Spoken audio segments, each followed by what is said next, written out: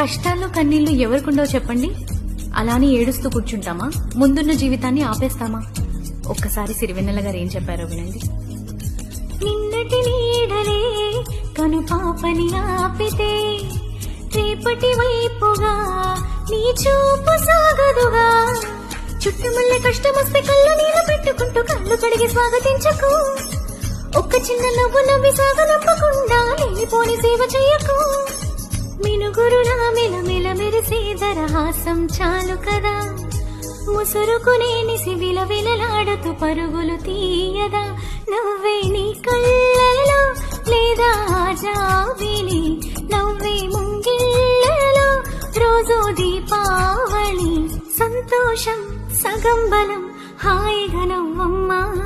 ఆ సంగీతం నీ తోడై సాగవే గువ్వమ్మా.